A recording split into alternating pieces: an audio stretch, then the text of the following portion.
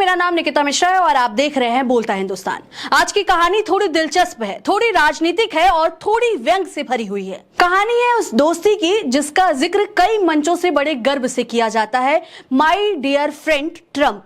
ये शब्द आपने जरूर सुने होंगे। जी हाँ, आप समझ ही गए होंगे कि बात किसकी हो रही है। बात हो रही है भारत के प्रधानमंत्री नरेंद्र मोदी और अमेरिका के राष्ट्रपति ट्रंप की दोस्ती की।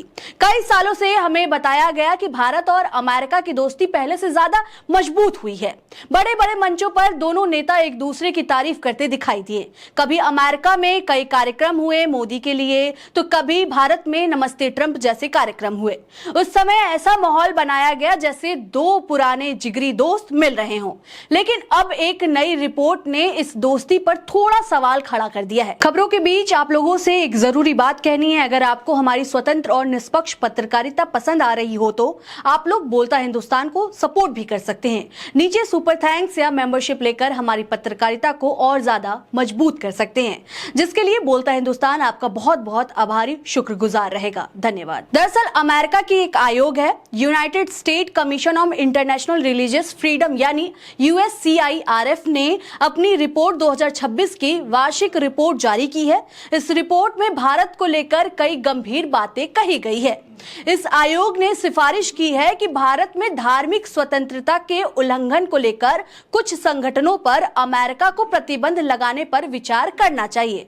इन संगठनों में बीजेपी के वैचारिक स्रोत राष्ट्रीय स्वयंसेवक संघ यानी RSS का नाम भी शामिल किया गया है। रिपोर्ट में यह भी कहा गया है कि भारत की बाहरी खुफिया एजेंसी रॉ पर भी निगरानी या कार्रवाई पर विचार किया जा सकता है। अब सवाल ये उठता है कि अगर दोस्ती इतनी गहरी है तो फिर दोस्त के देश के संगठनों के खिलाफ ऐसी सिफारिश क्यों की जा रही है। आयोग ने कहा कि जिन संगठनों पर धार्मिक स्वतंत्रता के गंभीर उल्लंघन का आरोप है उनके खिलाफ अमेरिका को कार्रवाई करनी चाहिए।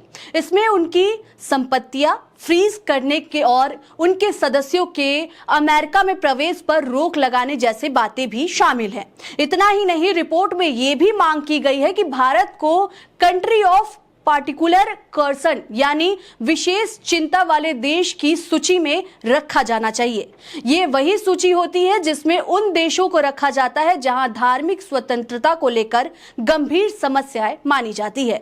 रिपोर्ट के मुताबिक 2025 के दौरान भारत में धार्मिक स्वतंत्रता की स्थिति और खराब हुई है। इसमें आरोप लगाया गया है कि कई राज्यों में धर्मांतरण विरोधी कानून को लेकर और सख्त किया गया है और अल्पसंख्यक समुदाय के खिलाफ माहौल बना। रिपोर्ट में यह भी कहा गया है कि कुछ जगहों पर भीड़ द्वारा हमले हुए और सरकार ने उन्हें रोकने में पर्याप्त सख्ती नहीं दिखाई। हालांकि आप सबको मालूम होगा कि किस तरह से क्रिसमस के मौके पर चर्च में तोड़फोड़ की जाती है और जब वो बाहर निकलते हैं, जब उनकी सजा होती है और जब वो बाहर निकलते हैं तो किस तरह से उनपे फूल मालाएं बरसा करके स्वागत किया जाता है। हालांकि इस रिपोर्ट में यह भी कहा गया है कि पहलगाम में हुए आतंकी हमले का भी जिक्र किया गया है। इस रिपोर्ट में कहा गया है कि जिसमें 26 लोग यानी पहलगाम हमले में जिसमें 26 लोगों की मौत हुई थी, आयोग का कहना है कि उस घटना के बाद देश में मुस्लिम विरोधी भावनाएं और बढ़ गई हैं। कर्नाटक और उत्तर प्रदेश की कुछ घटनाओं का उदाहरण भी रिपोर्ट में दिया गया है। इसके अलावा रोहिंग्या शरणार्थियों के मामले को भी उठाया गया है। रिपोर्ट में दावा किया गया है कि कुछ रोहिंग्या शरणार्थियों को हिरासत में लेकर समुद्र के रास्ते से म्यांमार की तरफ भेज दिया गया। अब इन दावों पर भारत सरकार का पक्ष अलग हो सकता है और सरकार अक्सर ऐसे आरोपों को खारिज भी करती रही है। लेकिन सवाल यह है कि अंतर्राष्ट्रीय मंचों पर भारत को लेकर ऐसी रिपोर्ट क्यों सामने आ रही है? क्या इससे भारत का डंका बजेगा बाकी के देशों में?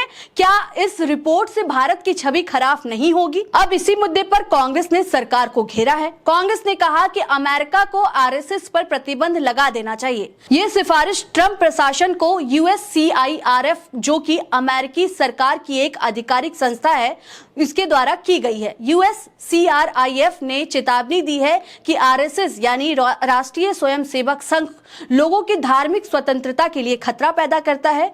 उसकी सिफारिश स्पष्ट है, RSS पर तुरंत प्रतिबंध लगाए जाए, इसकी संपत्तियां जब्त की जाए, RSS के सदस्यों को अमेरिका में प्रवेश पर भी रोक लगाई जाए। सरदार पटेल जी ने महात्मा गांधी जी की हत्या के बाद भारत में RSS पर प्रतिबंध लगा दिया था। जो संगठन संविधान का विरोध विरोध करता है और देश को मनुस्मृति के अनुसार चलाने की वकालत करता है, वह इस देश की एकता और भाईचारे के लिए जहर के समान है। वहीं रिटायर्ड विंग कमांडर और कांग्रेस प्रवक्ता अनुमा आचार्य ने भी सोशल मीडिया पर पोस्ट करते हुए कहा कि आरएसएस के लिए बड़ा झटका। अमेरिका के एक पैनल ने ट्रंप प्रशासन को सिफारिश की है कि भारत में धार्मिक स्वतंत्रता के उल्लंघन के आरोपों के कारण आरएसएस पर बैन लगाया जाए। प्रस्तावित प्रतिबंधों में संगठन की संपत्तियों को फ्रीज करना और अमेरिका में उस पर प्रतिबंध लगाना शामिल है। देर सवेर सच उजागर हो ही जाता है। अब यहाँ सबसे दिलचस्प सवाल ये बनता है कि जिस ट्रंप को कई बार माय डियर फ्रेंड कहा गया, उसी अमेरिका के एक आयोग की रिपोर्ट में भारत के संगठनों पर इतनी कड़ी सिफारिश क्यों आ रही है? राजनीति में दोस्ती भी कभी कभी अजीब होती है। मंच पर गले मिलना आसान होता है, लेकिन अंतर्राष्ट्रीय राजनीति में हर देश अपने हित देखता है। वहां भावनाओं से ज्यादा ताकत चलती है और ताकत के साथ साथ कभी दादागिरी भी। आज स्थिति ये है कि भारत को दुनिया का विश्व गुरु बताया जाता है, लेकिन अगर बार बार विदेशों से इस तरह की रिपोर्ट आती है तो सवाल उठना स्वाभाविक है।